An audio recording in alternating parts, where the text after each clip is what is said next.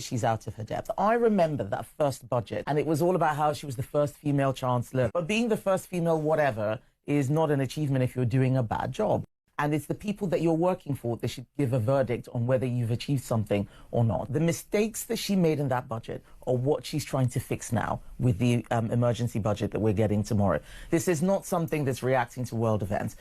Rachel Reeves' hidden pension tax trap, the 2027 stealth raid that will hit millions. Right. Before we dive into this absolute political minefield, smash that subscribe button because what I'm about to reveal will fundamentally change how you view Labour's pension promises. Trust me, you'll want to stay ahead of this curve. Picture this. You worked your entire life, paid your dues, and finally reached retirement expecting your state pension to provide some dignity in your golden years. But here's the kicker. Rachel Reeves has a little surprise waiting for you in 2027, and it's not the kind you'll appreciate unwrapping. We're talking about a covert tax raid so subtle, so cunningly crafted, that millions of retirees won't see it coming until it's too late. This isn't speculation. This isn't political theater. This is mathematical certainty, and the numbers are absolutely damning. Let me paint you the picture that should terrify every working person in Britain today.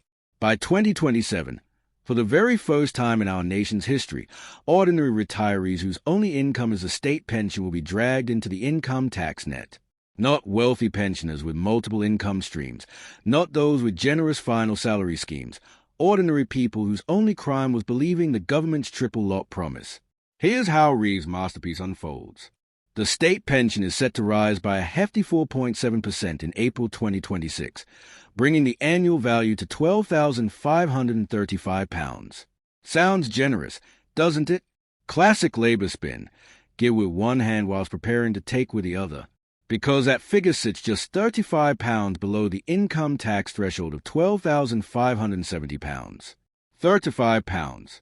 The price of a modest meal out. But here's where it gets properly sinister. The triple lock guarantee ensures the pension will rise again in 2027, and mathematical certainty tells us it will breach that threshold.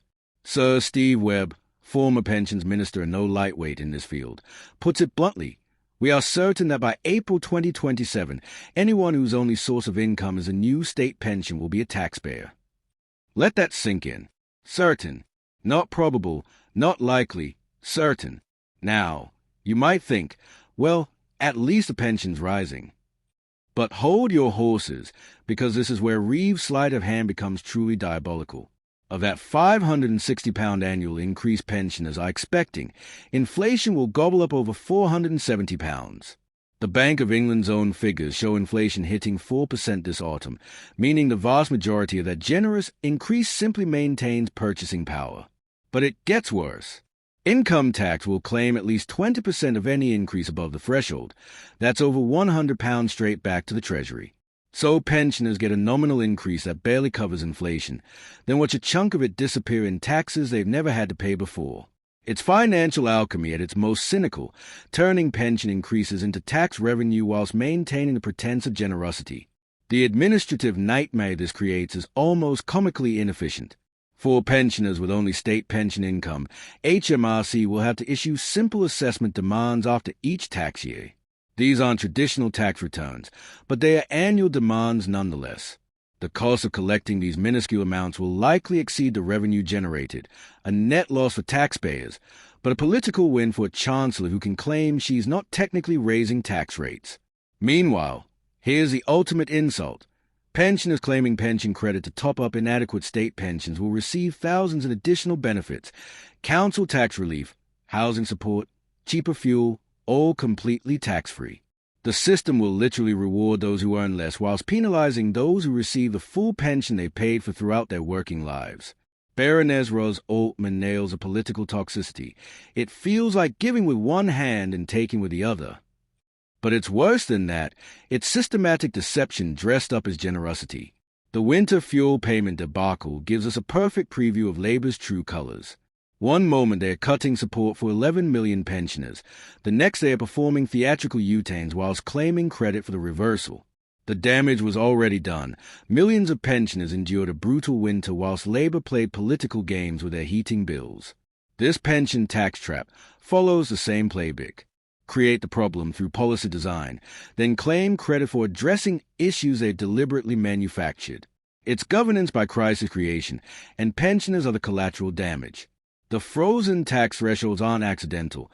They're weaponized fiscal policy. Whilst wages rise and pensions increase nominally, the government hoovers up ever larger shares through fiscal drag.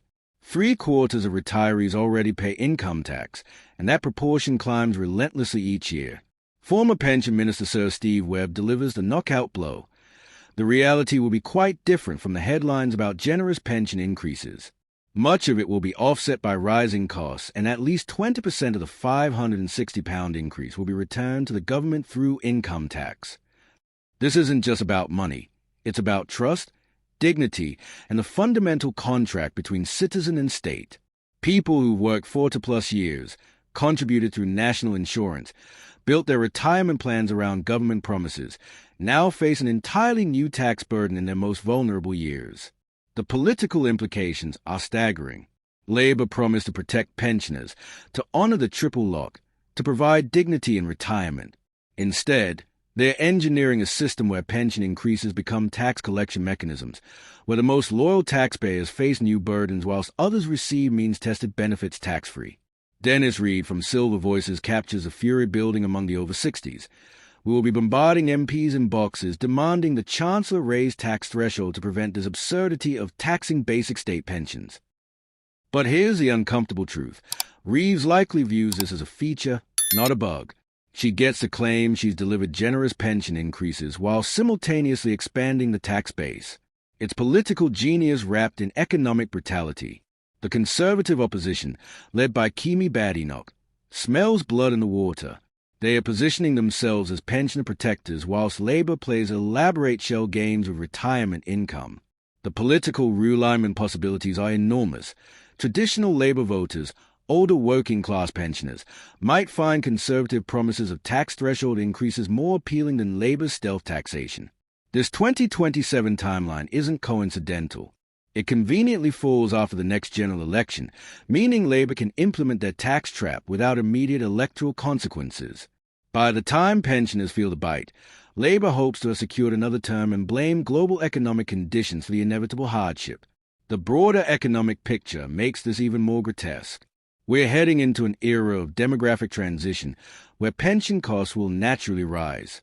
Rather than honest conversations about sustainable funding, we get theatrical presentations about generous increases whilst the tax system silently reclaims much of the apparent generosity.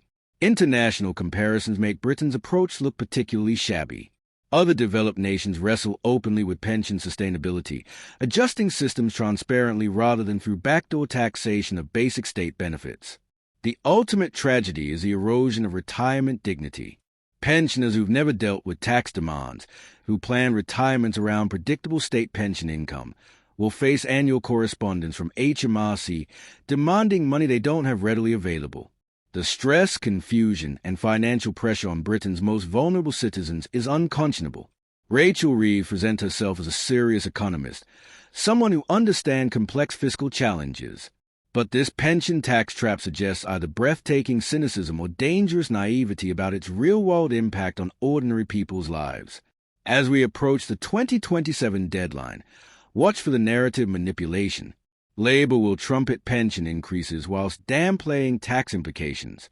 They'll blame Conservative tax threshold freezes for problems they've chosen not to solve. They'll claim unavoidable economic realities whilst making entirely avoidable political choices. The stealth nature of this raid makes it particularly insidious. Unlike obvious tax rises that generate immediate opposition, fiscal drag operates silently, claiming larger shares of income through technical adjustments rather than headline rate changes. For current workers approaching retirement, this represents a fundamental breach of the social contract.